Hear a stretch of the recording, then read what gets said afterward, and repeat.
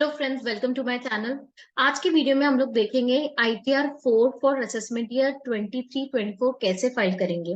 But ITR 4 किन लोगों को रिटर्न फाइल करनी है? तो ये उन लोगों को फाइल करनी है जो प्रिजम्पटिव टैक्सेशन का इनकम टैक्स में बेनिफिट उठा रहे हैं। अब नेक्स्ट क्वेश्चन क्या राइज होता है, प्रिजम्पटिव टैक्सेशन होता क्या है? तो उसके लिए मैं स्पेशली आप लोगों के लिए एक समरी बना के लाई हूँ। इनकम टैक्स में प्रिजम्पटिव टैक्सेशन क्या होता है, कौन कौन है जो प्रिजम्पटिव टैक्सेशन का बेनिफिट ले सकते हैं, एंड देन उसके बाद हम लोग ITR पे जाएंगे कि ITR में क्या क्या कंपोनेंट्स हैं कि आप इजिली ITR 4 फाइल कर सकते हैं और अपलोड कर सकते हैं। तो सबसे पहले हम देखेंगे taxing income on presumptive basis. Presumptive taxation जो मोस्टली यूज होता है वो बिजनेस के लिए है, प्रोफेशन के लिए है, और अगर आपका गुड्स कैरेज का बिजनेस है उनके लिए। बट बिजनेस और प्रोफेशन है जो लोग प्रिजम्पटिव टैक्सेशन का बेनिफिट उठाते हैं, अगर आपका बिजनेस आप बिजनेस में है इन्वॉल्व या प्रोफेशन में है। बट इसमें भी काफी कंफ्यूजन है, तो हम धीरे धीरे करके इसको समझेंगे। सेक्शन 44 AD बिजनेसेस के लिए होता है, जब कोई भी पर्सन बिजनेस में है वो प्रिजम्पटिव टैक्सेशन का बेनिफिट लेना चाहता हो इनकम टैक्स में। अब कौन एलिजिबल है जो ये सेक्शन का बेनिफिट उठा पाए? तो रेसिडेंट इंडिविजुअल, HUF और फर्म, ये तीन लोगों के लिए ही प्रिजम्पटिव टैक्सेशन का प्रावधान आया है। अगर कोई इंडिविजुअल बिजनेस में हो, HUF बिजनेस में हो या फर्म। बट फर्म में भी ध्यान रहे, LLP के लिए सेक्शन 44 AD नहीं है। अगर आपका LLP है तो आप प्रिजम्पटिव टैक्सेशन के बेसिस पे रिटर्न फाइल नहीं कर सकते। और साथ ही साथ आप इंडिविजुअल HUF फर्म तो है, बट आप क्लेम नहीं कर रहे हो कोई भी डिडक्शन, जैसे कि section 10A, 10AA, 10B, 10B, 80H से लेके 80RRB, ये स्पेशल डिडक्शंस के सेक्शंस हैं। तो इसका आप नहीं ले रहे हो बेनिफिट, तो आप प्रिजम्पटिव टैक्सेशन का बेनिफिट ले सकते हो। अब कौन से बिजनेस एलिजिबल हैं जिस बिजनेस में आप प्रिजम्पटिव टैक्सेशन का बेनिफिट ले सकते हो? तो SSC can be engage to any business. कोई भी बिजनेस हो आप प्रिजम्पटिव टैक्सेशन का बेनिफिट उठा सकते हो। बट ध्यान रहे, अगर आप कोई प्रोफेशन कैरी कर रहे हो तो इस सेक्शन में आप बेनिफिट नहीं ले सकते, क्योंकि प्रोफेशन के लिए अलग सेक्शन बताया गया है प्रिजम्पटिव टैक्सेशन के लिए।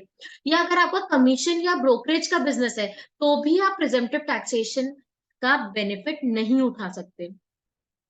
एजेंसी है आपकी, बिजनेस एजेंसी है, तो भी आप नहीं उठा सकते। और फ्लाइंग, हायरिंग और लीजिंग गुड्स कैरियज है तो भी इस सेक्शन का बेनिफिट नहीं उठा सकते। बट इसके लिए सेपरेट सेक्शन प्रिजम्पटिव टैक्सेशन का है। तो सेपरेट कौन कौन से सेक्शन है? तो अगर आपका प्रोफेशन है तो प्रोफेशन के लिए अलग से प्रिजम्पटिव टैक्सेशन का बेनिफिट है। फ्लाइंग, हायरिंग और लीजिंग गुड्स का है तो आप अलग से सेक्शन है प्रिजम्पटिव टैक्सेशन का, उसका बेनिफिट उठा सकते हो। But commission, brokerage, agency business, ये तीन प्रकार के ऐसे बिजनेस है जिसमें आप प्रिजम्पटिव टैक्सेशन का बेनिफिट नहीं उठा सकते। अब नेक्स्ट क्या है, क्या सभी बिजनेस में तो है, पर टर्नओवर की लिमिट बता दी है कि आपका जो टर्नओवर है वो 2 करोड़ तक होना चाहिए, 2 करोड़। अभी हम असेसमेंट ईयर 23-24 की बात कर रहे हैं, क्योंकि नेक्स्ट ईयर में ये टर्नओवर की जो लिमिट है वो बढ़ा दी है, बट उसमें कंडीशन है। तो अभी क्योंकि हम असेसमेंट ईयर 23-24 में फोकस कर रहे हैं, जो अभी इंपॉर्टेंट है, इसलिए 23-24 के लिए 2 CR इज द लिमिट। अगर 2 करोड़ तक आपकी लिमिट है तो फिर आप प्रिजम्पटिव टैक्सेशन का बेनिफिट उठा सकते हैं। If above conditions satisfied, then income for eligible business will be estimated to 8% or 6%। मतलब अगर आप ये कंडीशन सेटिस्फाई करते हो तो आप प्रिजम्पटिव बिजनेस जो प्रिजम्पटिव टैक्सेशन है उसका बेनिफिट उठा सकते हो। और उसमें आपको क्या करना है, आपके जो मिनिमम इनकम है, टोटल इनकम, ये एस्टिमेट माना जाएगा कि 8% है या 6% है अगर बैंकिंग चैनल से है तो। अब ये 8% क्या है, 8% is the minimum total income. But अगर आप थोड़ा हायर इनकम भी डिस्क्लोज करना चाहते हैं तो भी आप कर सकते हैं। फॉर एग्जाम्पल, आपका टर्नओवर 1 करोड़ है तो आपकी जो एस्टिमेटेड मिनिमम टोटल इनकम मानी जाएगी वो मानी जाएगी 8 लाख। बट अगर आप 10 लाख, 12 लाख भी डिस्क्लोज करना चाहते हैं तो आप बता सकते हैं। जब हम प्रिजम्पटिव टैक्सेशन का बेनिफिट लेते हैं तो हमें बुक्स ऑफ अकाउंट्स मेंटेन करने की कोई भी जरूरत नहीं है, डिस्क्लोज करने की कोई जरूरत नहीं है। 8% उन लोगों के लिए जिनकी कैश से भी रिसीट हो, बट 6% आपका प्योर बैंकिंग चैनल है, तो जितना भी बैंकिंग चैनल से टर्नओवर है तो आप उसका 6% तक डिस्क्लोज कर सकते हो। तो दिस इज द बेनिफिट कि अगर आप प्रिजम्पटिव टैक्सेशन का बेनिफिट लेते हो तो एक तो बुक्स ऑफ अकाउंट बनाने नहीं पड़ते, फिर आप मिनिमम जो नेट प्रॉफिट है वो 8% या 6% शो कर सकते हो, बट मिनिमम है, आप इससे हायर भी शो कर सकते हो। कुछ स्पेशल नोट्स है जब हम इस सेक्शन का बेनिफिट लेते हैं, सेक्शन 44AD बिजनेस लोगों के लिए। All deduction will be assumed to be allowed in 8% only. जब हम नेट प्रॉफिट 8% की बात करते हैं कि आपका एक जो नेट प्रॉफिट है बिजनेस से, हम मानेंगे कि 8 लाख है, अगर 1 करोड़ का बिजनेस है तो 8 लाख के बाद आपको फर्दर कोई भी एक्सपेंस अलाउड नहीं होगा। 8 लाख में ये माना जाएगा कि आपके सारे डेप्रिसिएशन, पार्टनरशिप फर्म है तो पार्टनर्स का remuneration, interest on capital, everything is allowed, उसके बाद ये 8 लाख आया है। तो all deduction will be assume to be allowed in 8% only. Advance tax का भी बेनिफिट होता है कि आपको इंस्टॉलमेंट में नहीं पे करना पड़ता। एडवांस टैक्स आप 15 मार्च से पहले कभी भी पे कर सकते हो, एक इंस्टॉलमेंट में या कैसे भी, बट जो 15 जून, 15 सितंबर, 15 दिसंबर की ये जो इंस्टॉलमेंट है वो अप्लाई नहीं होती है अगर आप प्रिजम्पटिव टैक्सेशन का बेनिफिट लेते हैं। वैसे ही no need to maintain books of accounts. तो ये था प्रिजम्पटिव टैक्सेशन फॉर बिजनेस। अब इसमें कुछ चेंजेस आए थे असेसमेंट ईयर 2017-18 से। इस वाले क्वेश्चन में काफी डाउट है। Is it possible to disclose lower income? क्या 8% से कम अगर आप 7 लाख डिस्क्लोज करते हैं, अगर आप 1 लाख का 1 करोड़ का आपका टर्नओवर है और आप 7 लाख या 6 लाख शो कर रहे हो या 5 लाख कर रहे हो, क्या लोअर इनकम आप शो कर सकते हो? तो बिल्कुल आप कर सकते हो शो, बट उसके कुछ कॉन्सिक्वेंसेज होते हैं। क्या कॉन्सिक्वेंसेज है? अप टू असेसमेंट ईयर 2016-17, अगर मैं 16-17 तक की बात करूं तो ऐसा था, जैसे आप लोअर करते हो अपना, 8% से कम बताते हो या 6% से कम बताते हो, तो आपको टैक्स ऑडिट करवाना कंपलसरी हो जाता है और आपको बुक्स ऑफ अकाउंट मेंटेन करना जरूर कंपलसरी हो जाता है अगर आप 8% से कम बताते हो। जो धारणा अभी भी फॉलो हो रही है, अभी तक भी अगर 8% से कम बता रहे हो मतलब टैक्स ऑडिटर है जी? नहीं। अब असेसमेंट ईयर 2017-18 से प्रावधान चेंज हो चुके हैं। अगर आप 8% से कम बताते हैं तो क्या होगा, हम देखते हैं। सबसे पहले तो ये प्रावधान कर दिया है कि जब भी आप इस सेक्शन का बेनिफिट उठा रहे हैं, आपको लगातार 5 सालों तक ये सेक्शन का बेनिफिट उठाना जरूरी है। अगर आप 5 सालों से पहले इस सेक्शन से बाहर आ जाते हैं, मतलब कोई भी साल में, जब आपका पहला साल था जब आपने 44AD का बेनिफिट लिया, तो उसके लगातार 5 सालों तक आपको 44AD का बेनिफिट लेना है। बट उससे पहले अगर आप 8% से कम बताते हो अपनी इनकम, तो फिर आपको नेक्स्ट जो 5 इयर्स है, जिस साल आप बता रहे हो उसके और नेक्स्ट 5 इयर्स है, उस साल आपको बुक्स ऑफ अकाउंट्स मेंटेन करवाना है और टैक्स ऑडिट करवाना है अगर आपकी जो टोटल इनकम है वो बेसिक एग्जेम्पशन लिमिट को क्रॉस कर जाती है। हम इसको थोड़ा और अच्छे से समझते हैं। If eligible person declares profit at the rate 8% under section 44AD in any previous year, and he declares profit for any 5 consecutive subsequent assessment year at lower than 8%, he shall not be eligible to claim benefit of 44AD for next subsequent assessment years. Example के तौर पे बात करें, अगर assessment year 18-19 की बात करें, कोई मिस्टर ए है, उसने 8 लाख की इनकम डिक्लेयर करी है ऑन टर्नओवर ऑफ 1 करोड़, मतलब उसने 44AD का बेनिफिट लिया है for assessment year 18-19। This is first year. उसके बाद नेक्स्ट और थर्ड ईयर में भी उसने 44AD का बेनिफिट लिया, मतलब असेसमेंट ईयर 19-20 और असेसमेंट ईयर 20-21, मतलब 5 सालों में लगातार 3 साल तक उसने 44AD बताया। अब जो फोर्थ ईयर है, असेसमेंट ईयर 21-22, उसमें उसने कम बता दी 8% से, 5 लाख की इनकम बताई है। तो अब क्या होगा, मतलब 44AD का बेनिफिट नहीं लिया, जबकि उस साल उसका जो टर्नओवर था वो 1 करोड़ था, मतलब असेसमेंट ईयर 21-22 में उसने 5 लाख की इनकम डिस्क्लोज करी और उसका टर्नओवर कितना था, 1 करोड़। मतलब वो ले सकता था 44AD का बेनिफिट, बट उसने नहीं लिया। अगर आप ले सकते हो और आप नहीं लेते हो, इस कारण से आप 44AD के बाहर आ रहे हो, तो फिर क्या कॉन्सिक्वेंसेस है?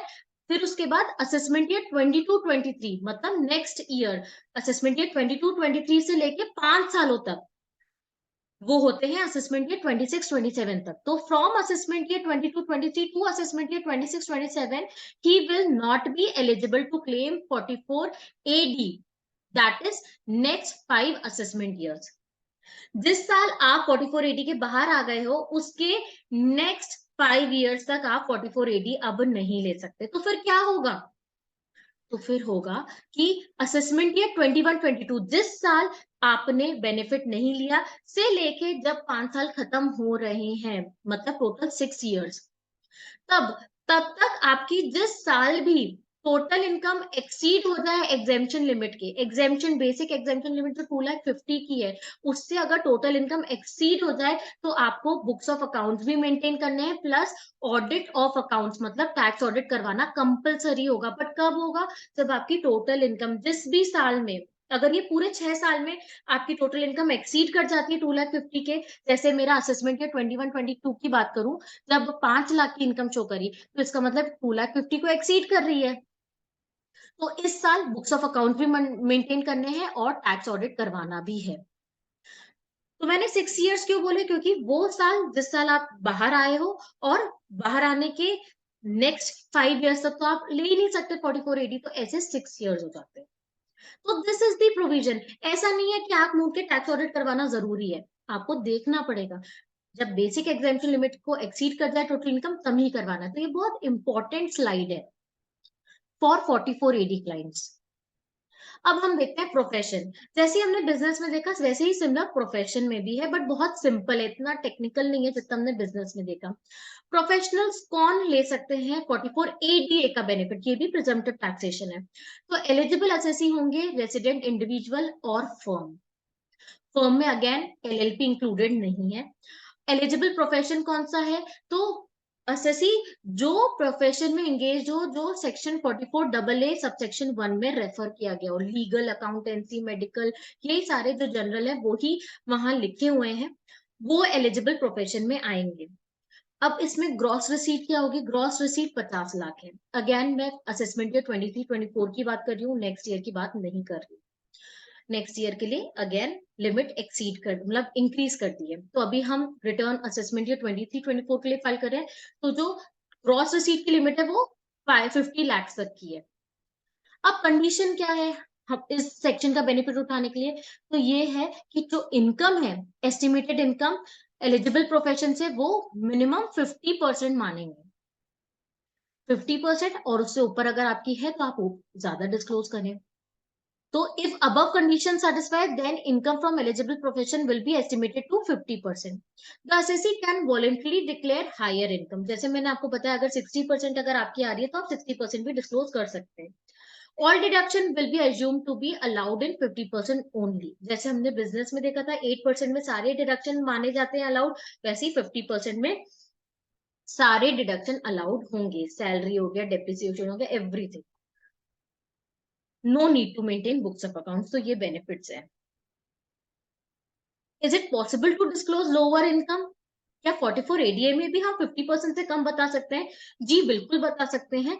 पर अगर आपकी टोटल इनकम जो भी आ रही है, फॉर एग्जाम्पल 40% आपकी टोटल इनकम जो आ रही है वो आपकी आ रही है 5 लाख, 10 लाख, तो क्योंकि फॉर एग्जाम्पल 10 लाख आपका ग्रॉस रिसीट है, तो 50% क्या होता है? 5 लाख। आपको मिनिमम 5 लाख तो डिस्क्लोज करना है सेक्शन का बेनिफिट उठाने के लिए, बट आप 4 लाख बताते हो। तो again 4 lakh exceeds the basic exemption limit, that is 2,50,000। तो आपको बुक्स ऑफ अकाउंट भी मेंटेन करने हैं और टैक्स ऑडिट भी करवाना जरूरी है। तो इसमें बड़ा सिंपल है, इसमें 5 साल वाला प्रावधान नहीं है। जिस साल आपने 50% से कम बताया उस साल आप देखो कि जो टोटल इनकम है वो अगर बेसिक एग्जेम्पशन को क्रॉस करिए तो ही बुक्स ऑफ अकाउंट बनाना है और टैक्स ऑडिट करवाना है। बट बिजनेस के केस में क्या है, एक बार आपने 44 AD का ले लिया तो 5 साल तक लगातार आपको लेना जरूरी है।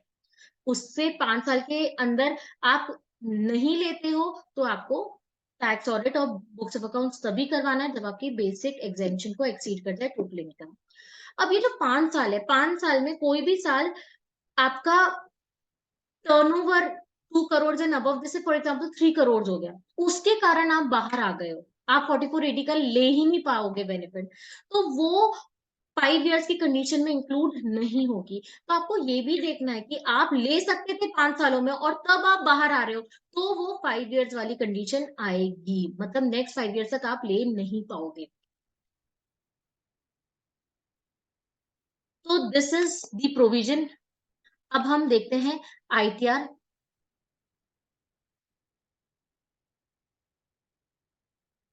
सबसे पहले तो आईटीआर अगेन मैं आपको बता देती हूँ कि आपको डाउनलोड सेक्शन से ही करनी है utility download.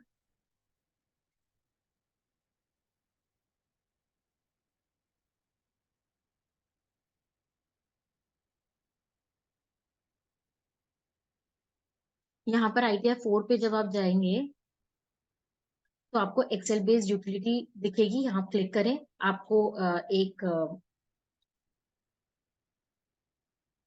Zip file download होगी, जिप फाइल को आपको अनजिप करनी है और आपको एक फोल्डर आएगा, फोल्डर के अंदर यूटिलिटी मिलेगी ITR4। जब आप इसको ओपन करेंगे तो ये एक्सेल बेस्ड यूटिलिटी है, कुछ ऐसी दिखेगी। एंड इसमें आप इंपोर्ट प्रीफिल्ड भी कर सकते हैं। इसके लिए आपको क्या करना पड़ेगा, आप जैसे ही पोर्टल में लॉगिन करेंगे, लॉगिन में आपको इनकम टैक्स ई फाइल में इनकम टैक्स में डाउनलोड प्रीफिल डेटा से प्रीफिल यूटिलिटी डाउनलोड करनी है। जैसे आप डाउनलोड करोगे प्रीफिल, तो जैसे आपको सेव करना है, और जब यूटिलिटी आप ओपन करोगे तो इंपोर्ट प्रीफिल डेटा करेंगे तो जो जैसन है वो इंपोर्ट हो जाएगी जहाँ पे सेव है। तो बेसिक डिटेल तो आपकी फिल हो जाएगी।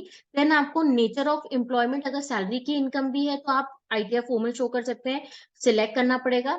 सेंट्रल गवर्नमेंट है, एम्प्लॉयर या स्टेट गवर्नमेंट है, या सिर्फ आपकी बिजनेस इनकम है तो आप नॉट एप्लीकेबल भी कर सकते हो। फाइलिंग सेक्शन सिलेक्ट करना है, 130 सेक्शन 139 सब सेक्शन 1 ऑन और बिफोर ड्यू डेट है, या आप ड्यू डेट के बाद करते हैं, जुलाई के बाद आप रिटर्न फाइल कर रहे हो तो आपको बिलेटेड रिटर्न वाला सेक्शन सिलेक्ट करना है, 139 सबसेक्शन 4। और आपने फाइल कर दिया बट आप रिवाइज कर रहे हो तो आपको रिवाइज सेक्शन सिलेक्ट करना है। कॉन्डोनेशन तब होगा जब आपके लिए आपके पास ऑर्डर होगा कॉन्डोनेशन का फ्रॉम असेसिंग ऑफिसर। जब आप रिवाइज करेंगे रिटर्न तो आपको ओरिजिनल रिटर्न की डिटेल्स भी देनी पड़ती है। इसके बाद आप से ये क्वेश्चन पूछा जाएगा कि आप न्यू टैक्स रेजिम का बेनिफिट ले रहे हैं क्या, तो आप यस या नो पे क्लिक करेंगे।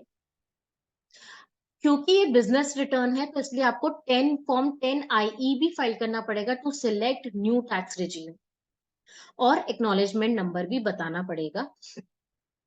पिछले साल आपने किया हो तब भी बताना है, इस साल कर रहे हो तब भी बताना है। नेक्स्ट है, ये जो रिटर्न आप फाइल कर रहे हो वो क्या 7 प्रोविजन टू सेक्शन 139 सबसेक्शन 1 में फॉल करता है, तो आप यस सिलेक्ट करोगे तो आपके पास यहाँ फर्दर ड्रॉप डाउन रहेंगे कि आप किस कारणवश कि आपने करंट अकाउंट में 1 करोड़ से ज्यादा का डिपॉजिट करा है तो आप रिटर्न फाइल कर रहे हो, या फिर आपका एक्सपेंडिचर जो फॉरेन ट्रैवल में हुआ है खुद के लिए या किसी के लिए वो 2 लाख से ज्यादा है, या फिर आपने इलेक्ट्रिसिटी कंजम्पशन किया है during the year 1 lakh and above, तो आप रिटर्न फाइल कर रहे हो। इसके बाद ही कुछ एडिशनल कंडीशंस भी है आपका, या total sales turnover gross receipt as the case may be of the person in the business exceed 60 lakh rupees during the previous year, तो आप रिटर्न फाइल कर रहे हो। The total gross receipt of the person in profession exceeds 10 lakh rupees, तो आप return file कर रहे हो। आपका टीडीएस या टीसीएस जो during the previous year deduct हुआ है वो 25,000 को एक्सीड करता है, और अगर आप सीनियर सिटीजन है तो क्या उनके लिए 50,000 की लिमिट है।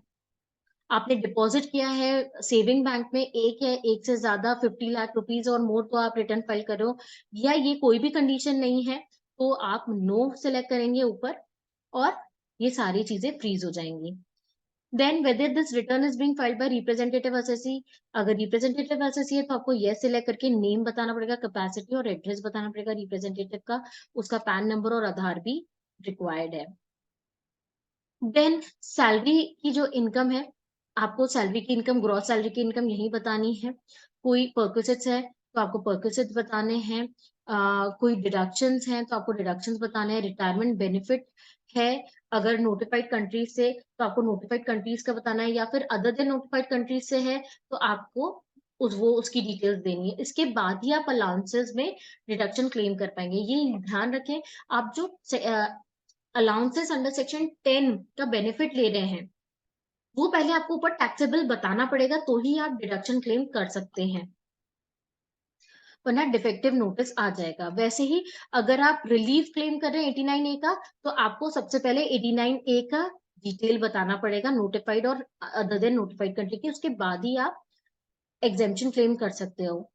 तो ऐसे आपकी नेट सैलरी आ जाएगी। फिर टाइप ऑफ हाउस प्रॉपर्टी, कोई भी एक हाउस प्रॉपर्टी की डिटेल आप ITR 4 में बता सकते हैं। मतलब अगर आपके पास एक है तभी, अगर एक से ज्यादा है तो again you have to shift to ITR 3। तो अगर एक है तो वो भी कवर हो जाती है ITR 4 में। सेल्फ ऑक्यूपाइड है, लेट आउट है, डीम लेट आउट है, जो भी है आप वो सिलेक्ट करें और इनकम की डिटेल्स है, rent receipt, tax paid to local authority, interest payable है तो वो बताएं। अदर सोर्सेस की इनकम भी आप बता सकते हैं ITR 4 में।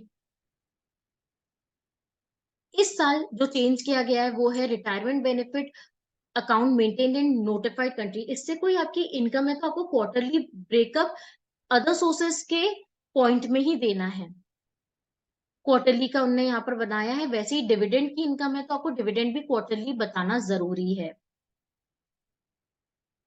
इसके बाद आपके कोई भी डिडक्शंस हो टोटल इनकम से तो आप बता सकते हो। 80C से लेके 80U तक के कोई भी डिडक्शन है तो आप वो आप फिल करें। याद रखिए 80G और 80D के लिए आपके पास सेपरेट शेड्यूल है।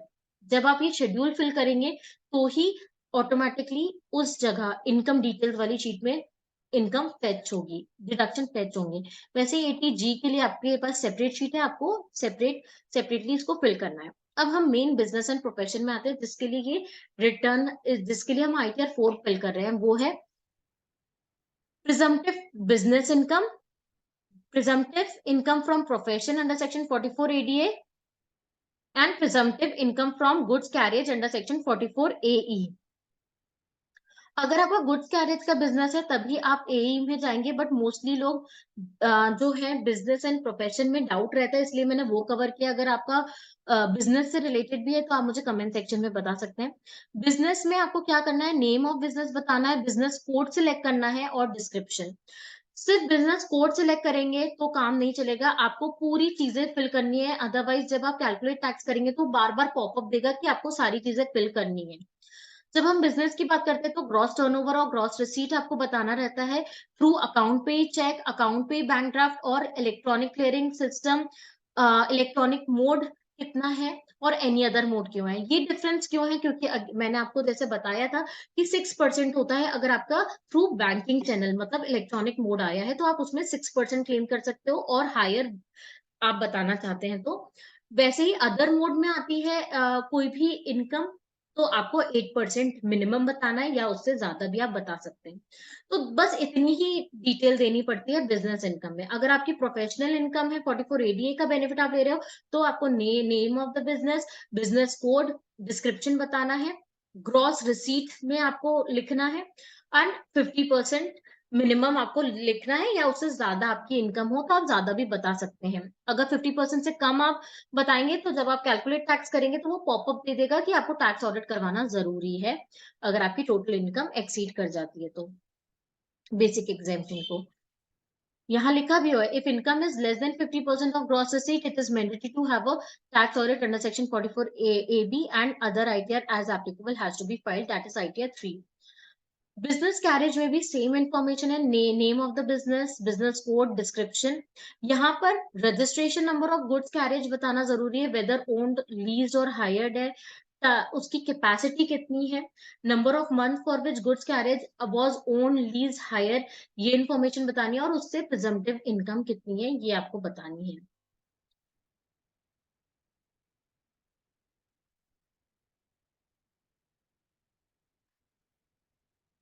ऐसे आपके पास इनकम चार्जेबल अंडर बिजनेस और प्रोफेशन आ जाएगा, तीनों बिजनेस का यहाँ पर E2C plus E4 plus E7 है।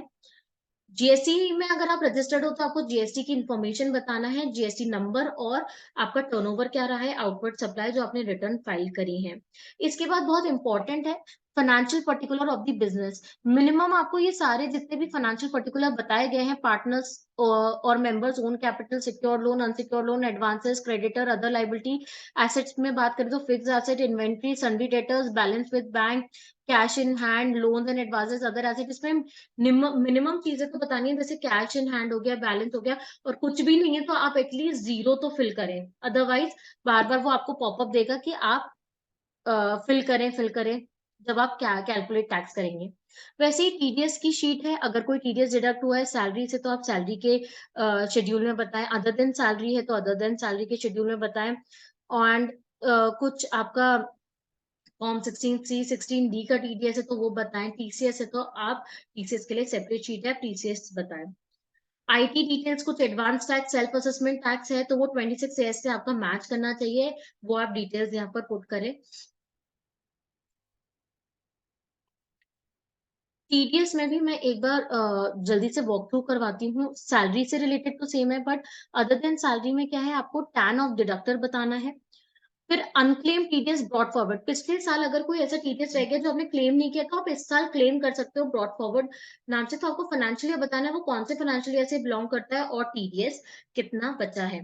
TDS of current financial year कितना है आपको वो बताना है, TDS deducted during the financial year. TDS credit being claimed this year only if corresponding receipt is being offered for tax this year, not applicable if TDS is deducted under section 194N। 194N cash withdrawal के ऊपर है, इसलिए जो जो income आप offer करो उसके ऊपर जो टीडीएस है वो आप बस क्लेम कर सकते हो, तो टीडीएस क्लेम्ड आप लिखें। Corresponding receipt of withdrawal offered, आपको अमाउंट बताना है कि कितना इनकम आपने ऑफर किया और कौन से हेड में किया है। TDS credit being carried forward, तो अगर आपने पूरा का पूरा किया है तो ये जीरो होगा लास्ट कॉलम, बट आप कुछ अमाउंट ही क्लेम कर रहे हैं, बाकी कैरी फॉरवर्ड कर रहे हैं तो कैरी फॉरवर्ड में आ जाएगा। इस कॉलम के बेसिस पे ही आप next year as a brought forward TDS claim कर सकते हैं।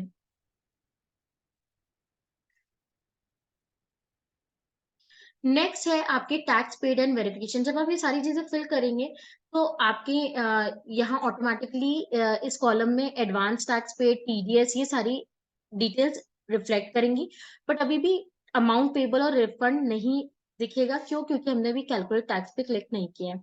अगर एग्जेम्प्ट इनकम है तो आप एग्जेम्प्ट इनकम बताएं, बैंक डिटेल्स बताएं, फिर आपको वेरिफिकेशन शीट भरनी है। जब ये सारी चीजें आप सही तरीके से फिल करेंगे और हर शीट वैलिडेट हो जाएगी तो आपके पास लास्ट ऑप्शन है to calculate tax. Calculate tax करेंगे, कुछ भी यहाँ कमी बेशी होगी तो वो यही बता देगा, आप वो चीज और फुलफिल कर दें। इसके बाद जब कुछ भी नहीं है, कैलकुलेट टैक्स हो गया, उसके बाद ही आप जनरेट जेसन पे क्लिक करें। जैसे ही आप जनरेट जेसन पे क्लिक करेंगे तो वो आपको पाथ बता देगा, वहां पर आपकी जेसन फाइल सेव हो जाएगी। अब आपको क्या करना है, अब आपको इनकम टैक्स पे जाना है अगेन।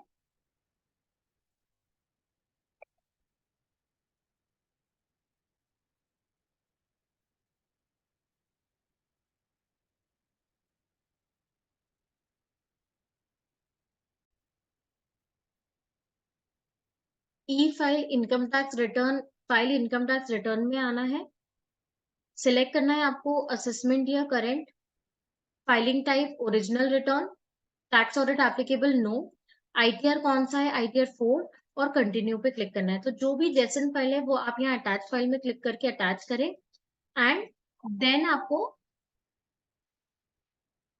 प्रोसीड टू वेरिफिकेशन करके आप उसको ई वेरीफाई कर सकते हैं, और ऐसे रिटर्न आप आईटीआर 4 फाइल कर सकते हैं। तो होप आपको आईटीआर 5 की जो बेसिक प्रोविजन है वो भी समझ आया होगा, और कैसे आप फिल करेंगे एक्सेल बेस्ड यूटिलिटी वो भी समझ आया होगा। तो प्लीज इस वीडियो को लाइक करें एंड चैनल को सब्सक्राइब करें। Thank you.